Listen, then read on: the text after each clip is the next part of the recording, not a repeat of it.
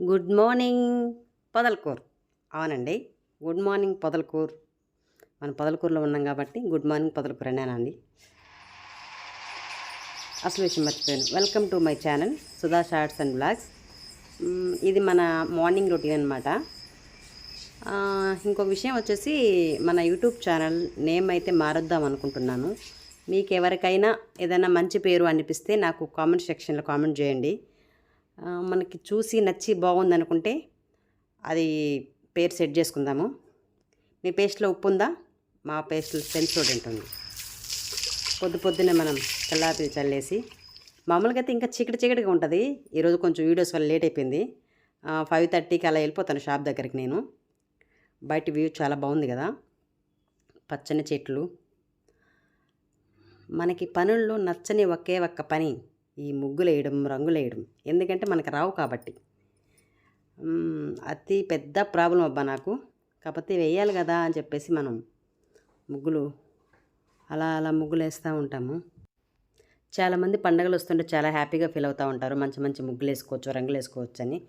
కాకపోతే మనకి పెద్దగా ఏమనిపించదు. అనిపిస్తుంది కానీ కాకపోతే ముగ్గులు కాడుకొచ్చే లోపల కొంచెం కష్టంగా అనిపిస్తుంది. అబ్బా నాకు సరిగా ముగ్గులు వేయడం రాదు, రంగులు వేయడం రాదు. అన్ని పనులు నేర్చుకున్నాను కానీ ఈ ముగ్గులు కాడుకొచ్చేలోకి ఎందుకు బ్రేక్ పడిపోయిందో తెలియదు నాకు. చిన్నప్పటి నుంచి అక్క వాళ్ళు అలా వేసేవాళ్ళు కాబట్టి పెద్దగా మనం ముగ్గుల జోలికి వెళ్ళలేదు. మనకి ఇప్పుడు ఒకవేళ వేయాలనుకున్నా మనకి రావు అంతే. పొద్దున్నే నాకు నచ్చే ఒకే ఒక్క పని కాఫీ పెట్టుకోవడం, ప్రశాంతంగా కాఫీని ఆస్వాదిస్తూ తాగడం నాకు చాలా ఇష్టం అన్నమాట. ఇలా మీలో కూడా ఎవరైనా కాఫీ ప్రేమికులు ఉంటే కామెంట్ చేయండి.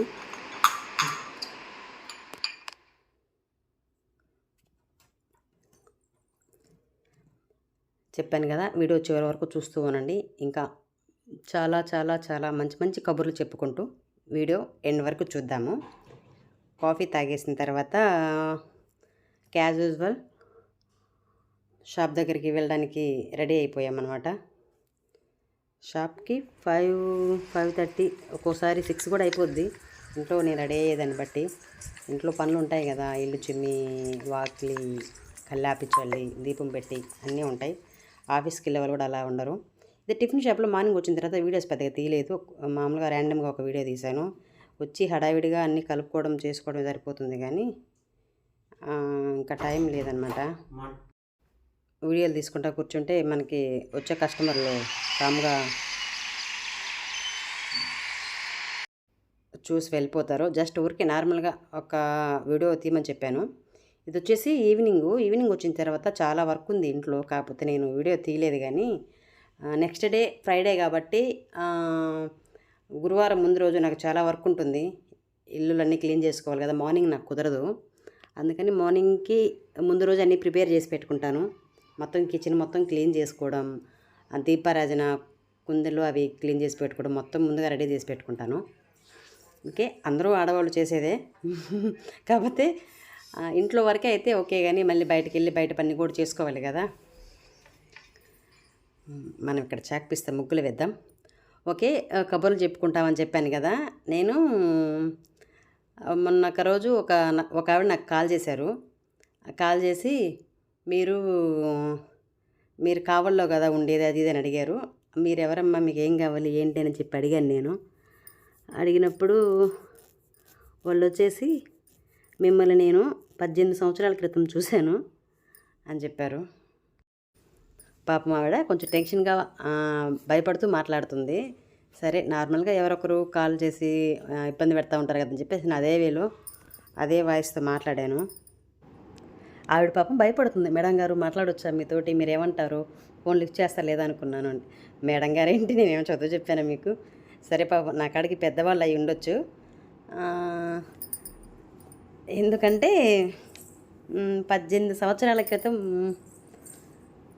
నన్ను కలిశారు అంటే నేను అప్పటికి 13, 16, 17 అంతే 18 ఇయర్స్ నాకు.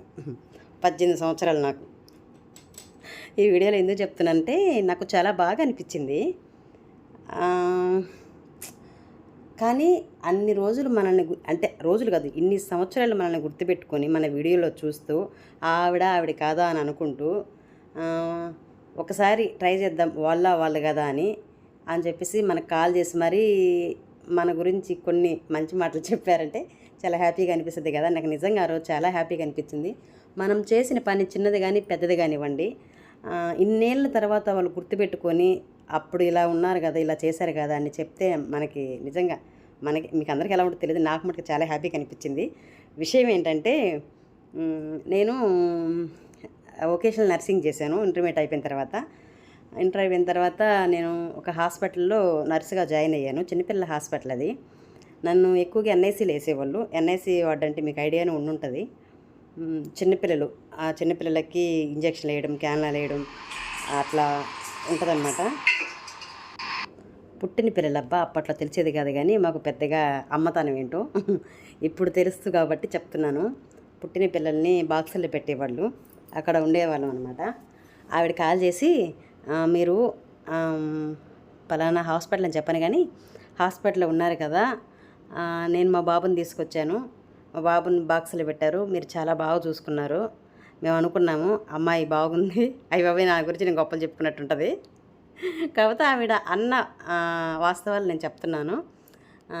సన్నగా మీరు పొడవు జుట్టు, నిజంగా నాకు పొడవు జుట్టు ఉండేది అప్పుడు, సన్నగా కొంచెం పొడవు జుట్టు మంచిగా అనిపించేది. మా వాళ్ళు కూడా చాలామంది అనుకున్నాము అమ్మాయి బాగుంది కదా, సమాధానం కూడా బాగా చెప్పేవాళ్ళు మీరు, మా బాబుని ఎప్పుడు కావాలన్నా చూపించేవాళ్ళు, చాలా మంచిగా చూసుకున్నారు అని చెప్పి ఆవిడ చెప్తుంటే నాకు చాలా హ్యాపీగా అనిపించింది. 18 ఏళ్ల క్రితం మనం చేసిన చిన్న పని తెలుసో తెలియక కొన్ని మంచితనం అనేది ఏదో ఒక ఇదిలో బయటకు వచ్చినప్పుడు చాలా హ్యాపీగా అనిపిస్తుంది. అవునా అని చెప్పాను. మా బాబుకి ఇప్పుడు 18 సంవత్సరాలు అని చెప్పింది. 18 సంవత్సరాలు అంటే పెళ్ళయ్యి మాకు దాదాపు అయిపోతుంది 17 ఇయర్స్ అట్లా. చాలా బాగా అనిపించింది నాకు. మీరు ఒకసారి కానీ ఈ వీడియో కానీ చూస్తున్నట్టయితే కామెంట్ చేయండి. అది కూడా ఆవిడ ఎలా కనుక్కున్నారంటే, నా వీడియోస్ అన్నీ చూస్తూ ఉంటారంట. నేను ఒకసారి మొన్న చక్కెరకి ఇంజక్షన్ వేసాను. కొంచెం నాకు అలవాటు ఉంది, ఇంజక్షన్లు వేస్తాను, అంత ఎక్స్పీరియన్స్ కాదు, కానీ అప్పుడు వేసేదాన్ని, దాదాపు గ్యాప్ వచ్చేసింది కదా, మర్చిపోయాను. కాకపోతే అప్పుడప్పుడు ఇంజక్షన్లు ఎవరికన్నా ఇంట్లో వాళ్ళకి అర్జెంట్ అనుకుంటే నేను మామూలుగా ర్యాండమ్గా ఇంజక్షన్లు అలా వేస్తూ ఉంటాను. ఆ ఇంజక్షన్ వేస్తే ఊరికే ఒక రీల్ తీసి పెట్టా, చాలా రోజుల తర్వాత ఇంజక్షన్ వేస్తున్నాను కదా అని. ఆ ఇంజక్షన్ చూసి మీరే అని కన్ఫర్మ్ చేసుకొని మరి నాకు నెంబర్ ఉంది కదని చెప్పి కాల్ చేశారు. చాలా ఆలోచించారంట పాపం. కాల్ చేస్తే లిఫ్ట్ చేస్తారా లేదా, మాట్లాడుతారా లేదా అని.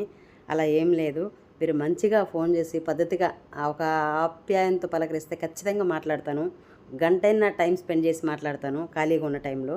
ఏదైనా వర్క్లో ఉన్నా సరే, మీకు ఇబ్బంది లేకపోతే నేను నార్మల్గా చేసి మాట్లాడతాను, అలా ఏమీ లేదు.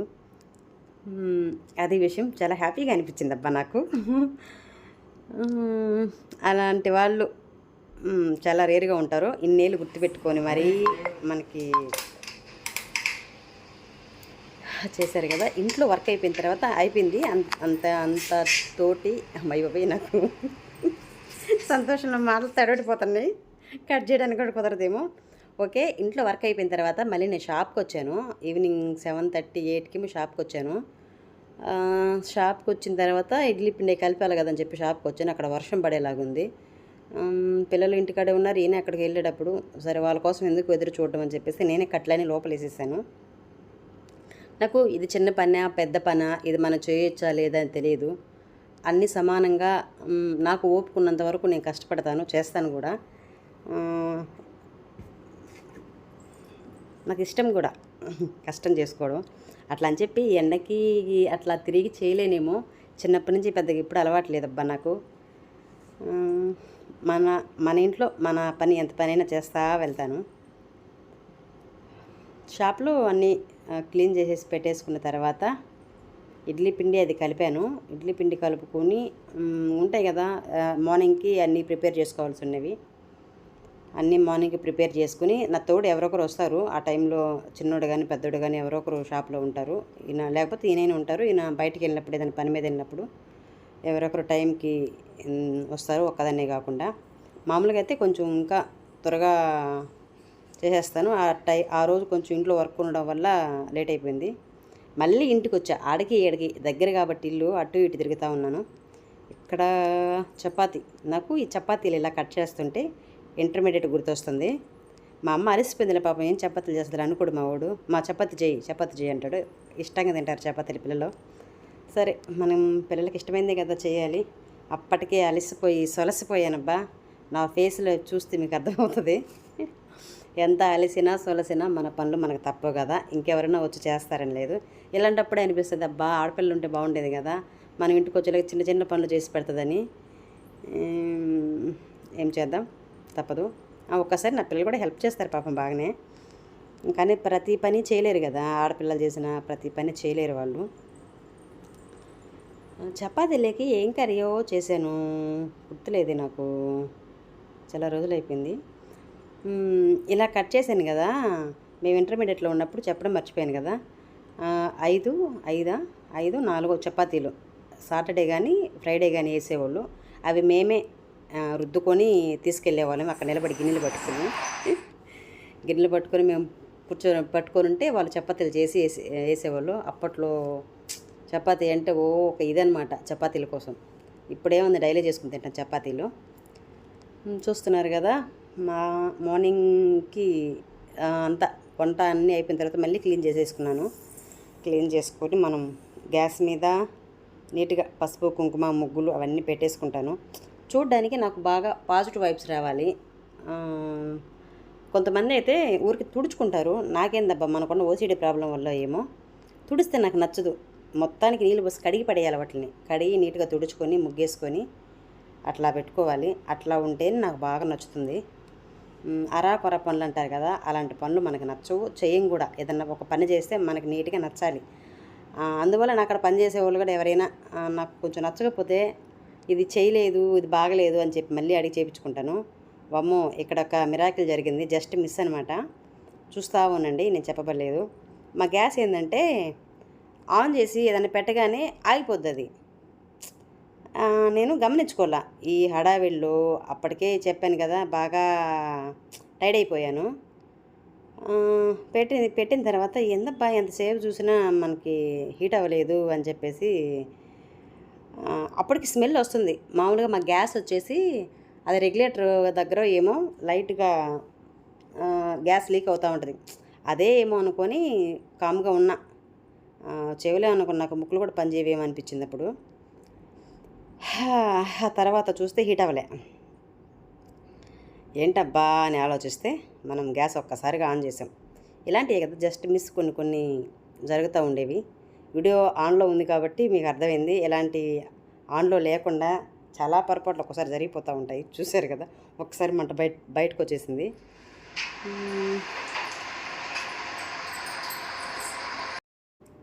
మా ఇంట్లో ఆడపిల్లలు లేని లోటు ఉండకూడదని చెప్పేసి నేను గజ్జలేసుకుని తిరుగుతూ ఉంటాను, అటు ఇటు. నైట్ టైం అయితే దెయ్యం వస్తుంది అనుకుంటారేమో. నాకు ఎందుకు బాగా ఇష్టం. గజ్జలు మంచిగా సౌండ్ వచ్చాయి, గల్ గల్ గల్ గల్ గల్ అంట. సైలెంట్గా ఉన్నప్పుడు నేను నడుస్తుంటే దన గల్ గల్ గల్ అని సౌండ్ వస్తూ ఉంటుంది. మంచిగా అనిపిస్తుంది కదా. ఇంట్లో తిరుగుతుంటే లక్ష్మీదేవి అలా తిరుగుతున్నట్టు అనిపించాలబ్బా. కొంతమంది సింపుల్గా వేసుకుంటూ ఉంటారు. మనం సింపుల్గా వేసుకున్న టైం ఇంకా ఉంది. ఒక వయసు వచ్చే కొంత కానీ ఇలాంటి గజ్జలు గల్గలు మనం వేసుకోలేము కదా, సింపుల్గా ఉండే వేసుకుంటాము. అప్పటిదాకైనా వేసుకోవాలి కదా. అందువల్ల కొంచెం సౌండ్స్ కొంతమంది ఇరిటేట్గా ఉంటుంది, కాకపోతే నాకు బాగా ఇష్టం అన్నమాట. మంచిగా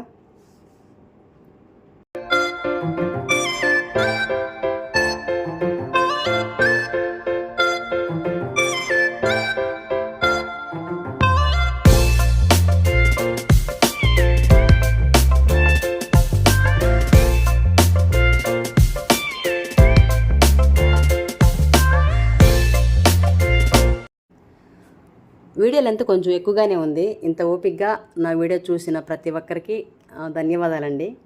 మంచి వీడియోస్తే మళ్ళీ మీ ముందుకు వస్తాను.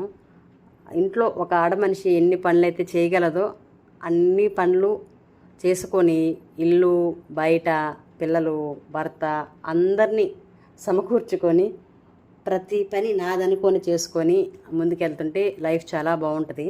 నేను అదే నమ్ముతాను. ఎప్పుడూ ఒకేలా ఉంటారని చెప్పను, కానీ ప్రతి మనిషికి ఒక టైం వస్తుంది. ఆ టైం వచ్చినప్పుడు ఖచ్చితంగా మన పరిస్థితులు మారతాయి అనే దాన్ని నేను నమ్ముతాను. దైవాన్ని నమ్ముకున్న వాళ్ళు ఎప్పుడూ ఓడిపోరని నా నమ్మకం అది.